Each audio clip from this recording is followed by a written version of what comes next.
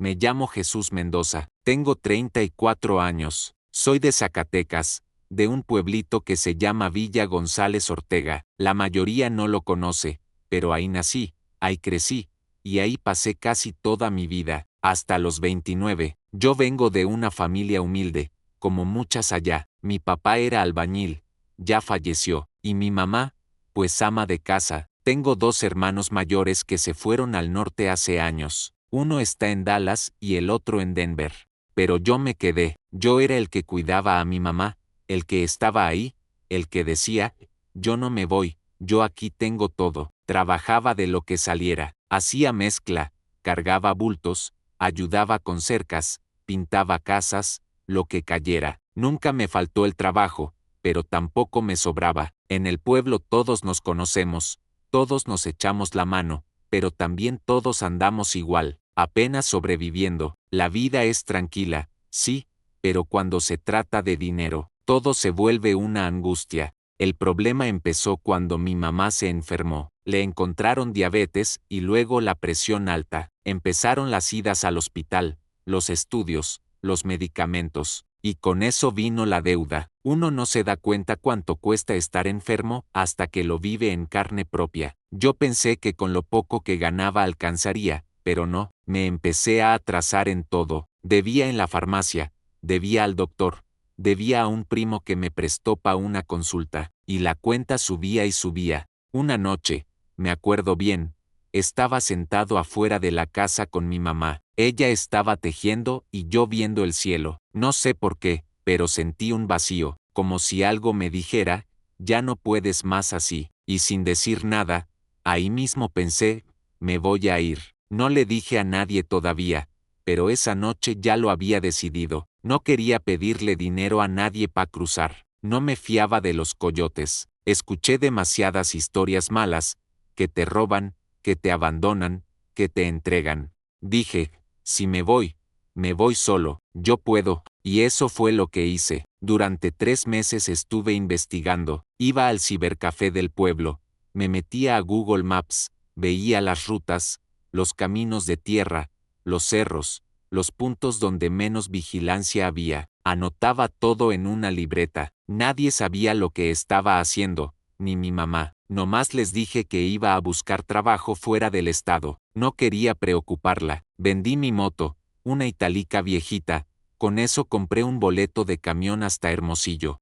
De ahí agarré otro hasta Nogales. La verdad, cuando bajé del camión y sentí el calorón de Sonora, me dieron ganas de regresarme, pero ya estaba ahí, ya no podía echarme para atrás. En el albergue donde me quedé esa noche conocí a un chavo brasileño. Daniel se llamaba, era más o menos de mi edad.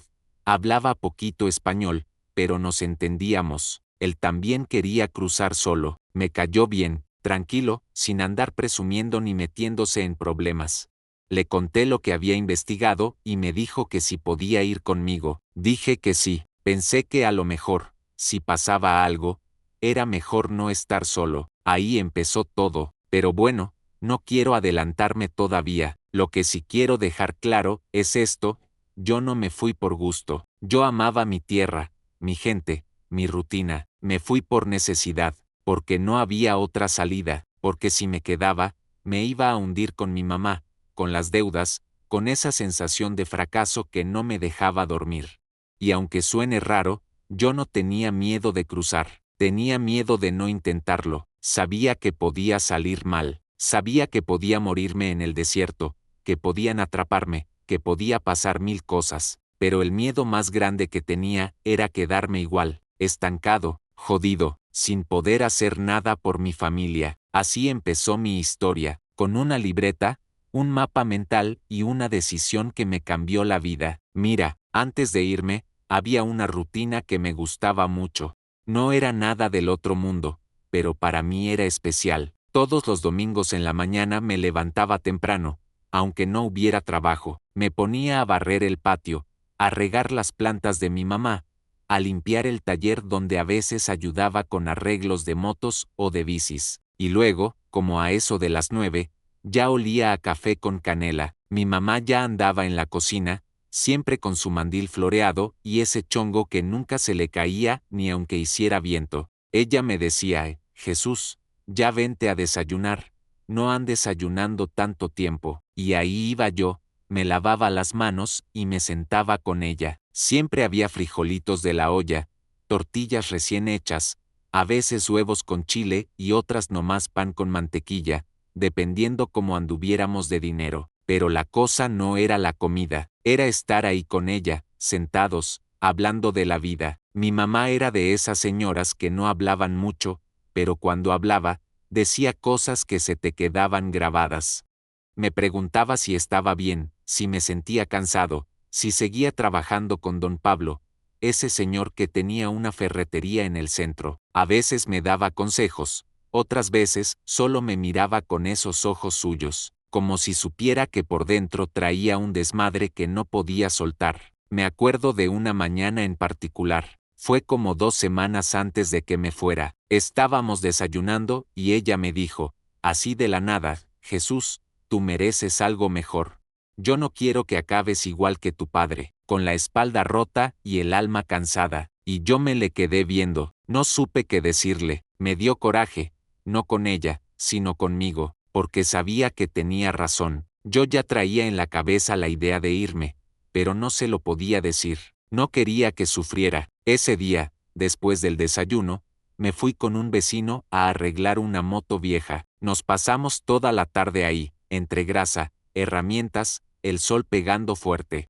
Y mientras trabajábamos, pensaba en todo lo que iba a dejar si me iba. No tenía novia, no tenía hijos, pero tenía a mi mamá, tenía mi casa, mi cama, mi pueblo, y aunque todo era simple, era mi mundo. En la noche regresé a casa, me quité los zapatos afuera como siempre, y cuando entré, mi mamá ya estaba viendo su novela. Me senté con ella un rato, aunque no me gustaban esas novelas, solo quería estar ahí. A veces uno no valora esos momentos hasta que ya no los tiene.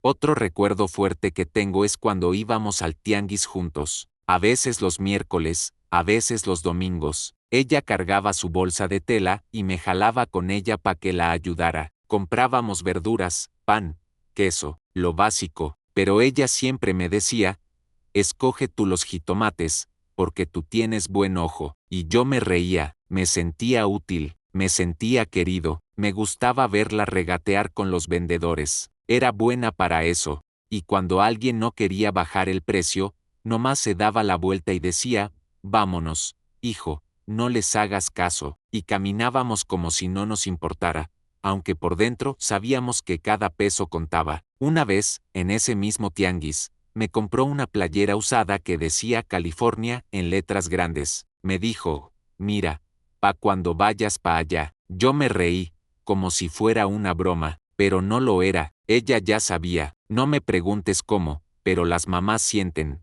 presienten, aunque uno no diga nada. Esa playera la guardé, la doblé bien y la metí en la mochila cuando me fui, y la tengo todavía. No me la pongo, ya está vieja, deslavada, pero ahí está, como un pedacito de ella que cargo conmigo. También tengo muy presente las noches, cuando no podía dormir. Me salía al patio, me sentaba en una silla vieja que teníamos, y veía el cielo. En el pueblo se ven todas las estrellas, no como aquí. Y pensaba, ¿qué estoy haciendo con mi vida? Sentía que el tiempo se me iba, que los días eran todos iguales, que no avanzaba, y luego escuchaba la tos de mi mamá desde adentro, esa tos seca de la diabetes, de los medicamentos, del cansancio, y se me apretaba el pecho. Una vez le dije, mamá, ¿y si yo me fuera, tú estarías bien? Y ella, sin levantar la vista de su tejido, dijo, yo voy a estar bien si tú estás bien, hijo, no naciste para sufrir aquí toda la vida, y eso me rompió. Me dio permiso sin pedírselo, me dijo con sus palabras que ya podía irme, que no tenía que quedarme a cuidarla, que confiaba en mí. Yo creo que esa fue la última vez que me sentí en casa de verdad, porque después de eso, todo fue preparación, guardar cosas, vender otras, despedirme de los amigos sin decir que era para siempre, porque no sabía si iba a volver. Así eran mis días antes de irme, simples, con rutina, pero llenos de momentos que ahora, con todo lo que he vivido, valoro mucho más. Los frijoles con tortillas, el tianguis, la voz de mi mamá llamándome desde la cocina, los paseos al centro, la radio prendida con canciones de los Bukis o de los Temerarios, cosas pequeñas, pero que construyen tu identidad. Y lo más duro fue dejar todo eso atrás sin saber si algún día iba a regresar. Porque uno no cruza la frontera nomás con el cuerpo, uno cruza con el alma partida. Mira, cuando ya tomé la decisión de irme, no fue como que agarré mi mochila y me fui a lo loco. No, yo sabía que si iba a hacerlo, tenía que hacerlo bien, con cabeza, y sin contarle a nadie. Solo mi mamá lo sospechaba, pero yo nunca se lo dije claro. Me metí al cibercafé del pueblo casi todos los días, después del trabajo. Pagaba 15 pesos por media hora, me metía a Google Maps, buscaba la frontera con Estados Unidos, veía las zonas entre Sonora y Arizona, me fijaba donde había caminos de tierra, por donde pasaban los cerros, donde se veía menos civilización. Empecé a notar que había zonas que se veían más solas, menos patrulladas. A veces imprimía pedacitos del mapa y me los llevaba en la bolsa, como si fueran tareas. Los estudiaba en la noche, los repasaba en el baño, como si fuera a hacer un examen. Le ponía números, flechas, anotaciones. Era mi plan, y no le decía nada a nadie porque no quería que me pararan o que me llenaran de miedo. La mayoría de los que se van contratan a un coyote, pagan miles de dólares, y sí, muchos cruzan. Pero yo no tenía ese dinero, y aunque lo tuviera, no confiaba. Había escuchado muchas cosas feas, que los dejan tirados, que los entregan a la migra, que los golpean, que los meten en camionetas como sardinas. Dije, si me va a pasar algo, que sea por mi cuenta, y también, te soy sincero, quería demostrarme que sí podía. No sé si fue orgullo, terquedad o simplemente necesidad, pero sentía que tenía que hacerlo solo, como un reto personal. Ahorré lo poco que tenía. Vendí mi moto, como ya te conté, y unas herramientas que tenía. Me llevé una mochilita con 2 cambios de ropa, una chamarra ligera, un gorro, y una botella para el agua. Todo lo demás, lo dejé. Le di mi celular a un amigo con la promesa de que, si no sabía nada de mí en 2 meses, le avisara a mi mamá que me fui al norte. Así, sin detalles, llegué a Hermosillo primero, y luego a Nogales. Ahí fue donde me quedé en un albergue por 2 noches. No conocía a nadie, no hablaba con nadie. Solo observaba, escuchaba, planeaba, y fue ahí donde conocí a Daniel, el brasileño. Era un chavo como de mi edad, flaco, medio güerito, con una mochilita azul y cara de perdido. Se me acercó una mañana cuando yo estaba revisando mi mapa impreso en la banqueta. Me dijo en español medio roto, ¿tú también vas a cruzar? Y yo le dije que sí. Le conté un poco de mi plan y me preguntó si podía ir conmigo. La neta, al principio dudé. No me gustaba la idea de cargar con alguien. Pero luego pensé, si algo me pasa, por lo menos no voy solo. Y la verdad, Daniel resultó buena gente, callado, respetuoso. Me contaba cosas de Brasil, de su mamá, de cómo quería llegar a Nueva Jersey a buscar a un primo. Me caía bien, y eso ayudó, porque las horas antes de cruzar son pesadas. Te come el nervio. Una noche antes de salir, fuimos a una tienda y compramos más agua, barras de granola, y unas galletas saladas. Metimos todo en las mochilas, y esa misma madrugada empezamos a caminar. Ya sabíamos por dónde, lo había estudiado, trazado. Caminamos por una brecha que iba paralelo a la carretera, luego subimos por un cerro, y de ahí seguimos bordeando el muro, buscando un punto donde no hubiera cámaras o torres de vigilancia. La caminata fue pesada, calor en el día, frío en la noche, pero llevábamos buen paso, hablábamos poco, solo lo necesario, y en un momento, después de horas de caminar, llegamos a un punto donde el muro era más bajo, o eso parecía. Había piedras apiladas, señales de que otros habían pasado por ahí. Nos miramos, y sin decir nada, supimos que ese era el lugar. No fue fácil. Daniel trepó primero. Le costó, pero lo logró. Me echó la mano desde arriba. Cuando me tocó a mí, yo no sé qué pasó. Sentí que algo se me resbaló en el pie. No sé si fue el sudor, el nervio, o simplemente la suerte, pero perdí el equilibrio, me fui de lado, no me acuerdo del golpe, solo que todo se me fue a negro, no supe cuánto tiempo estuve así.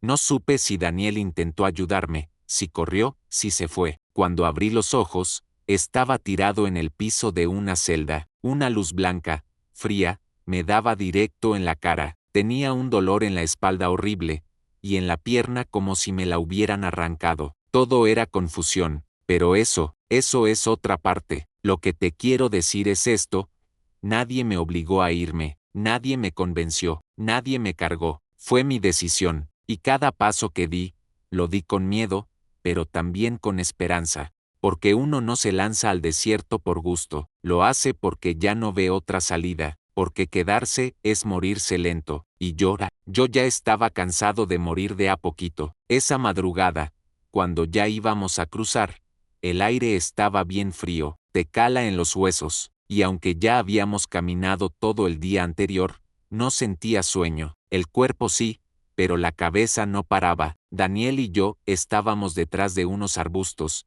esperando que pasara una patrulla que cada tanto daba vueltas. Teníamos que brincar justo cuando no hubiera movimiento. Yo tenía el corazón a mil, nunca había sentido algo así, como si todo estuviera por romperse, o por empezar. Cuando por fin se fue la patrulla, nos miramos y supimos que era el momento. No dijimos ni una palabra, solo nos levantamos y corrimos hacia el muro. No era tan alto, pero tampoco era cualquier cosa, unos 3 metros, tal vez más. Tenía como rejillas de metal, con huecos por donde metías los pies, pero se sentía frágil, viejo. Daniel subió primero, le costó trabajo, pero con su cuerpo flaco y su forma ágil, logró trepar y subir hasta la parte de arriba. Me volteó a ver desde arriba y me extendió la mano. Yo ya iba en la mitad del muro cuando sentí que algo falló. Mi bota se resbaló. Creo que era sudor, o tierra suelta, no sé, pero de un momento a otro, perdí el equilibrio. No me acuerdo bien qué pasó. Todo fue rápido, como un parpadeo, y luego, nada, oscuridad, silencio. Cuando abrí los ojos, estaba en un cuarto blanco, frío, una luz encendida directo en mi cara. No sabía dónde estaba, ni qué hora era, ni cuánto tiempo había pasado. Intenté moverme, pero me dolía todo el cuerpo. Sentía un ardor en la espalda, como si me hubieran raspado con fierro caliente. La pierna derecha no la podía mover bien, y la cabeza me zumbaba. Lo primero que pensé fue, ¿estoy muerto? Pero no, escuchaba ruidos, pasos, voces en inglés. Quise sentarme y no pude. Una voz me dijo, hey, ¿dónde te move? No entendí todo, pero capté lo suficiente. Era alguien de migración, un agente. Ahí me di cuenta que estaba en una celda. Tenía paredes metálicas, una camita con una colchoneta delgada, y una cámara en la esquina. Me habían puesto una cobija de esas plateadas que crujen, y una botellita de agua junto a la cama. No sabía si era de día o de noche. No sabía qué había pasado con Daniel. No sabía si estaba arrestado, si estaba herido, si iba a morir ahí. No podía pensar bien, tenía náuseas, me temblaban las manos. Cada vez que cerraba los ojos, veía el muro, el instante exacto en que me caí. Ese vacío, esa sensación de que todo se va a negro. Pasaron horas, días, tal vez, no lo sé. Perdí la noción del tiempo. Me daban algo de comer una vez al día, un sándwich frío, una manzana, una leche. A veces ni eso. Nadie me hablaba en español, nadie me explicaba nada. Yo solo preguntaba, ¿dónde estoy? ¿Qué pasó? Y me ignoraban. Una tarde, o eso creo, entró un oficial con una traductora por teléfono. Me dijeron que estaba detenido por entrar ilegalmente, que me habían encontrado inconsciente cerca del muro, y que había sido llevado a un centro médico. No me dieron muchos detalles, solo dijeron que me iban a procesar y luego decidirían si me deportaban. Yo no sabía qué hacer, no tenía a quién llamar, no tenía teléfono, no me sabía de memoria el número de nadie. Lloré, sí, lloré como un niño, de impotencia, de miedo, de soledad. Estás ahí, encerrado, sin saber nada, con dolor en todo el cuerpo, y lo único que pasa por tu mente es, ¿y si ya no salgo de aquí? ¿Y si me quedo lisiado? ¿Y si me deportan y todo esto fue en vano? La celda olía a encierro. a frío, a miedo. No había ventanas, solo esa luz blanca constante. No te dejaban dormir bien. Cada rato venían a revisarte, a hablar en inglés, a apuntar cosas en una tabla. No sabías si era de día o de noche. En algún momento, me dieron un uniforme gris. Me cambiaron de lugar. Ya no era una celda chica, ahora era como una especie de módulo, con literas metálicas, otros detenidos, todos con cara de derrotados. Ahí conocí a un hondureño que me dijo que llevaba más de 3 semanas esperando saber qué iba a pasar con él. Me enseñó a doblar el uniforme, a pedir papel higiénico, a pedir más agua. Me dio un poco de calma, pero el miedo seguía. No podía dejar de pensar en mi mamá, en si ya sabía que me había ido, en si pensaba que estaba muerto. Me imaginaba su cara, sus ojos preocupados, sentada en su mecedora, mirando por la ventana. Pensaba en Daniel. ¿Habrá logrado cruzar? ¿Habrá visto cómo me caí? ¿Se fue sin mirar atrás? ¿O lo agarraron también? La cabeza no para cuando estás encerrado. Todo se vuelve más intenso, más doloroso. Un día, sin aviso, me dijeron que iba a ser trasladado. Me pusieron esposas, me subieron a una camioneta, y me llevaron a otro centro. Me dijeron que estaba en Tucson, Arizona. Ahí me revisaron de nuevo, me tomaron huellas, fotos, me preguntaron mi nombre completo, si tenía antecedentes, si había cruzado antes. Yo solo decía la verdad era la primera vez. Nunca había tenido problemas con la ley. Solo quería trabajar, solo quería pagar una deuda, solo quería vivir. Después de varios días, me informaron que no me iban a deportar, que me iban a liberar con una orden de presentación, que podía quedarme mientras se resolvía mi caso. No lo entendí bien en ese momento, solo supe que me iban a soltar. Y así fue. Me subieron a otro camión, con otros como yo, y nos llevaron a un albergue, en Nueva York. Nueva York, yo ni sabía bien dónde quedaba, solo sabía que estaba muy lejos de donde crucé. Cuando llegamos, hacía un frío que calaba más que el de Sonora. Me dieron ropa usada, un plato de comida caliente, y una cama, y aunque estaba libre, me sentía más perdido que nunca. Pero esa es otra parte de la historia. Cuando me soltaron de migración y me subieron al camión para llevarme a Nueva York, yo no sabía qué pensar. No me explicaron mucho, nomás me dijeron que iba a un albergue donde podía quedarme unos días mientras buscaba a dónde ir. No conocía a nadie allá, ni sabía si me estaban ayudando o nomás me estaban quitando de encima. El viaje fue largo, nos llevaron en una camioneta cerrada, con ventanas tapadas. Éramos como 8, todos en silencio. Algunos se dormían, otros solo miraban al frente, como si ya no sintieran nada. Yo traía una cobija enrollada bajo el brazo y una bolsa con mis pocas cosas, una muda de ropa, papeles, y el miedo metido hasta el fondo. Cuando llegamos, me bajaron en un edificio grande, como de oficinas viejas. Había una reja, cámaras por todos lados, y unos voluntarios con chalecos que hablaban español. Nos recibieron con café, pan dulce y cobijas limpias. Parecía un lugar decente, pero en mi cabeza, yo seguía encerrado. Te soy honesto, esa primera noche no dormí. La cama era cómoda, sí, pero mi cuerpo seguía adolorido del golpe, y la mente no me dejaba descansar. Me quedaba viendo el techo y pensaba en todo lo que había pasado, la caída, el desmayo, despertar en una celda, las preguntas que no entendía, la cara de los agentes, el frío, la comida sin sabor, el silencio que se siente en la panza. Pero sobre todo, pensaba en mi mamá, en si estaría bien, en si ya habría sabido algo de mí, en si algún vecino le dijo que me fui. Pensaba si lloraría, si estaría rezando, si me soñaba. Al día siguiente nos dieron desayuno, huevos revueltos, pan tostado, jugo de cartón. Me senté en una mesa con otros migrantes. Había venezolanos, ecuatorianos, un cubano y otro mexicano de Oaxaca que no hablaba casi nada. Nadie hablaba mucho, solo lo necesario, cada quien con su historia, su dolor, su propia manera de aguantar. Ahí supe que no estaba solo, pero tampoco me sentía acompañado. Era raro, estás rodeado de gente, pero no puedes confiar. Todos están rotos, cansados, con la mirada perdida. Nadie pregunta demasiado, Solo se escuchan frases como, ¿ya sabes pa' dónde vas? Dicen que aquí ayudan a sacar papeles. Un primo mío vive en New Jersey. Yo no sabía nada, no tenía a dónde ir. Pasaron 3 días. Luego, una señora del albergue me llamó a una oficina y me preguntó si tenía algún contacto, alguien que me pudiera recibir. Le dije que no. Me preguntó si quería que me ayudaran a buscar refugio en otro estado. Le dije que sí. Cualquier lugar era mejor que estar ahí, sin rumbo. Me ofrecieron ir a Massachusetts. No conocía, pero me dijeron que había programas para trabajar, que el clima era duro, pero que la gente era más tranquila. Acepté, y así fue como terminé en un camión rumbo a Boston.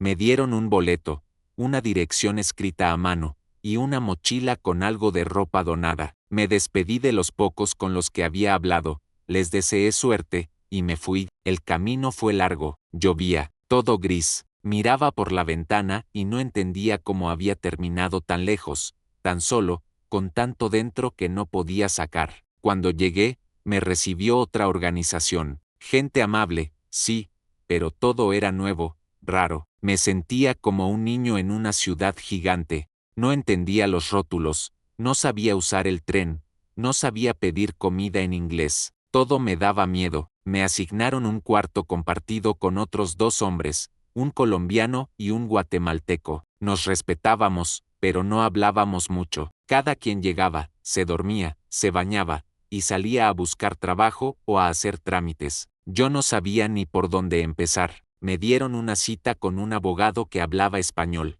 Me explicó que mi caso estaba en espera, que tenía que presentarme cada cierto tiempo con migración, que no podía trabajar legalmente, pero que podía buscar por fuera. Me dio unos papeles y me dijo que tuviera paciencia, y eso es lo que más me costó, la paciencia, porque uno llega con hambre, con ganas de moverse, de trabajar, de mandar dinero, pero aquí las cosas son diferentes. No es como allá que vas y te ofrecen chamba en la esquina.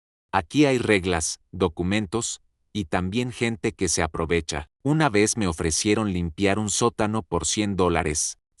Trabajé todo el día. Cuando terminé, el tipo me dijo que no me iba a pagar porque no tenía papeles. No pude hacer nada. Me fui caminando con el coraje atorado en la garganta. Otra vez, un restaurante me contrató por 2 semanas. Lavaba platos. Turno de noche. Aguanté, aunque me dolía la espalda. Al final, me pagaron, pero menos de la mitad de lo que me habían dicho. Y si reclamabas, te amenazaban con llamar a ICE. Eso te va desgastando, te vas sintiendo menos, como si tu vida no valiera nada. Pero aún así, no me rendí. Una tarde, mientras caminaba por una calle buscando trabajos, me topé con un taller de carpintería. Entré y pregunté si necesitaban ayuda. El dueño, un señor dominicano, me miró de arriba a abajo y me dijo, ¿sabes usar taladro? Le dije que sí. Me dijo, empiezas mañana. Ahí empezó a cambiar mi suerte. Aprendí a cortar madera, a hacer marcos, a lijar, a pintar. Me pagaban poco, pero me pagaban, me trataban con respeto, y eso me dio fuerzas. Después de unos meses, conocí a una mujer, colombiana, trabajaba limpiando casas. Nos conocimos en una fiesta de otros migrantes. Platicamos, nos caímos bien. Poco a poco, empezamos a salir. Ella ya llevaba años aquí, tenía papeles, me ayudó mucho. Hoy es mi esposa, y aunque no todo es perfecto, puedo decir que estoy mejor. Tengo trabajo, tengo un hogar, tengo alguien que me espera al final del día, pero no olvido lo que viví, la celda, el dolor, el frío, el miedo. No olvido que estar libre no es lo mismo que estar bien, porque la herida sigue, solo que ahora, ya no sangra todos los días. Ya con el tiempo, cuando me fui acostumbrando a Massachusetts, empecé a respirar un poco más tranquilo. Al principio no es que vivas, es que sobrevives. Cada día es ver cómo le haces pa' comer, pa' mandar algo a tu gente, pa' no caer en la tristeza. Pero después de unos meses, ya como que empiezas a agarrar el ritmo. El taller donde me dieron chamba era chico, pero tenía buena gente. El dueño, don Julio, era un dominicano que llevaba más de 20 años acá. Medio gritón, sí, pero justo. Me enseñó bien, me tuvo paciencia, Yo no sabía nada de carpintería, lo mío era más construcción, cargar, echar mezcla, pero él me fue explicando poco a poco. Primero barría, luego me puso a cargar tablas, luego a cortar. Me dijo, si haces las cosas bien, aquí siempre va a haber trabajo para ti, y cumplió su palabra. Con el primer cheque que me pagaron, me compré una chamarra gruesa. El frío allá no es como el de Zacatecas, allá pica, aquí quema, se te meten los dedos hasta que ya ni lo sientes, y cuando nieva, ni se diga, pero uno se acostumbra, o aprende a soportar. Yo vivía en un cuartito que rentaba por semana. Era una casa vieja, dividida en pedazos, cada quien con su espacio. A veces me tocaba compartir baño con 5 o 6 personas. El agua caliente era un lujo, pero por lo menos tenía un lugar donde llegar, donde cerrar la puerta y llorar si hacía falta, porque sí, lloré mucho, a escondidas, cuando me llegaban recuerdos, cuando veía una foto de mi mamá, cuando me preguntaba si todo esto valía la pena. A veces me agarraba la tristeza en medio del trabajo, con la lija en la mano, y tenía que aguantarme, pero me decía, no viniste a llorar, viniste a salir adelante, y ahí fue cuando conocí a Laura. Laura, mi esposa, ella trabajaba limpiando casas. Una señora de la iglesia la invitó a una reunión en casa de una familia hondureña. Yo fui porque me insistieron unos amigos del taller. No tenía ganas, pero fui. Ella estaba sentada en una esquina, tomando café, riéndose con unas amigas. Cuando la vi, no sé, sentí algo. No fue amor a primera vista ni nada de eso. Fue como una paz, como una sensación de que ella no me iba a juzgar. Nos presentaron, platicamos poquito, me preguntó de dónde era, cuánto tiempo tenía en el país, si me gustaba el clima, cosas sencillas, pero su forma de hablar era suave, tranquila, no me sentí incómodo. Después de eso, nos empezamos a ver más, íbamos a la iglesia juntos, a veces al parque, a caminar. No teníamos dinero para ir a restaurantes ni nada de eso, pero con un cafecito y una buena charla, nos bastaba. Con el tiempo, me contó su historia también. Ella también cruzó, pero por Centroamérica, con mucho sufrimiento. Me dijo que había pasado por cosas duras, que sabía lo que era estar sola, tener miedo, empezar de cero. Nos entendimos porque traíamos las mismas heridas, nomás con diferente forma. Al año de conocernos, nos fuimos a vivir juntos, compartimos renta, comida, todo. Y aunque no era fácil, sentí que por fin tenía un lugar donde descansar la mente, donde podía reír sin culpa. Después nos casamos, nada grande, solo nosotros, 2 testigos y un pastor. Pero ese día, sentí algo que no había sentido en años, pertenencia, como si ya no fuera solo un migrante más, como si ya tuviera un nosotros. En el taller me subieron un poco el sueldo, ya me encargaban proyectos más serios, puertas, gabinetes, mesas. Aprendí a usar herramientas que ni sabía que existían. Me sentía útil, capaz, hombre otra vez. Mandaba dinero a mi mamá cada mes. Poco, pero con amor. A veces le hablaba por videollamada y la veía más viejita, más cansada, pero también con esa mirada orgullosa, como diciendo, lo lograste, hijo, y eso me daba fuerza. Nunca le conté todo lo que viví. No le dije lo de la celda, ni del golpe, ni de cómo desperté sin saber dónde estaba. ¿Pa qué? No quería que sufriera más. Solo le dije que me caí, que estuve un tiempo sin poder comunicarme, pero que ahora estaba bien. Ella lloró, pero me creyó. Un día, ya como al tercer año acá, me senté en una banca del parque con Laura y le dije, no sé si esto es lo que soñé, pero es mejor que lo que tenía, y me abrazó, y yo entendí que aunque todavía cargaba muchas cosas, ya no las cargaba solo. Mi vida cambió, sí, pero no se borró lo que fui. Todavía me despierto a veces con pesadillas. Todavía, cuando veo un muro alto o escucho pasos en un pasillo cerrado, me da ansiedad. Esas cosas no se van fácil, pero aprendí algo, uno no se define por lo que le pasa, sino por cómo se levanta. Y llora. Me levanté. Han pasado ya 5 años desde que crucé esa frontera. 5 años desde que me caí de ese muro, desde que desperté en una celda sin saber ni dónde estaba ni si iba a salir vivo. 5 años desde que dejé todo atrás, mi tierra, mi mamá, mis amigos, mi rutina, mis domingos con frijoles y tortillas hechas a mano. Y si tú me preguntas si me arrepiento, te voy a decir algo que pensé mucho antes de poder decirlo y no me arrepiento, pero tampoco olvido, no olvido el frío del encierro, ni la desesperación de no entender lo que te dicen, ni el miedo de que te deporten sin que nadie lo sepa. No olvido el rostro del brasileño que cruzó conmigo y que nunca más volví a ver.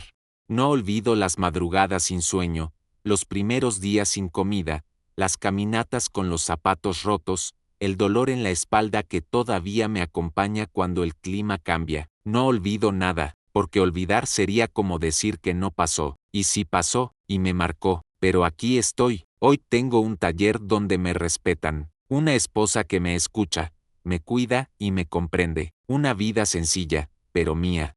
Me levanto temprano, tomo mi café, trabajo con madera, regreso a casa cansado, pero con la tranquilidad de que hice algo que vale la pena. Mando dinero a mi mamá, le compro sus medicinas, y aunque no puedo ir a verla, hablamos cada semana. Cuando la escucho reír, aunque sea poquito, siento que todo el esfuerzo tuvo sentido. Y sabes que es lo más fuerte de todo esto, que allá en México, muchos todavía piensan que uno acá la tiene fácil. Creen que por el simple hecho de estar en Estados Unidos ya estás hecho, que ya vives como rico, que ya no sufres. Y no es así. Aquí se sufre diferente, se sufre en silencio, se sufre con papeles, con miedo, con reglas que no entiendes, con nostalgia que te muerde en la espalda. Se sufre al ver que pasan los años y no puedes regresar, al ver que tus sobrinos crecen sin conocerte, que tu madre envejece sin poder abrazarte. Aquí lloras en el baño, entre martillazos, entre olores que no son tuyos, entre idiomas que no hablas, pero también aprendes. Aprendes a valorar cada plato de comida caliente, cada palabra buena, cada persona que te da la mano sin esperar nada. Aprendes a reconstruirte con lo que hay, aunque falte mucho. Aprendes a hacer familia con quien no comparte tu sangre, pero sí tu dolor. Si algo me enseñó esta experiencia, es que uno puede estar roto y seguir caminando. No necesitas tener todo claro, no necesitas tener papeles, ni dinero, ni casa propia para ser una buena persona, para salir adelante, para levantarte después del golpe. Yo crucé ese muro con miedo, pero también con esperanza, y aunque el golpe fue duro, aquí estoy, viviendo, luchando, agradecido. Y si tú que estás viendo este video eres migrante, o estás pensando en cruzar, solo te quiero decir esto, hazlo con conciencia, hazlo sabiendo que no es fácil, que no es juego, que no todos regresan, que el desierto mata, que la migra no siempre tiene corazón, que el hambre, la sed y el frío no perdonan. Pero también te digo, si lo haces, que sea por amor, por tu gente, por un futuro, no por lujo, no por moda. Y si tú ya estás de este lado y has vivido algo parecido, te abrazo, de verdad, porque solo nosotros sabemos lo que se siente cargar todo esto, solo nosotros entendemos el idioma del silencio, de las miradas tristes en los trenes, del cansancio que no se cura con dormir. Gracias por escucharme, gracias por dejarme contar mi historia, y si tú tienes una parecida, escríbela en los comentarios. No estás solo, aquí somos muchos, y aunque no nos conozcamos, somos familia de camino. Cuéntame desde donde estás viendo este video, si alguna vez cruzaste, si alguien de tu familia pasó por lo mismo. Me encantaría saber que no estoy hablando al vacío, y si te gustó esta historia, suscríbete al canal. Aquí seguimos contando historias de gente como tú, como yo, como todos los que un día dejaron todo, para empezar de nuevo. Gracias de corazón.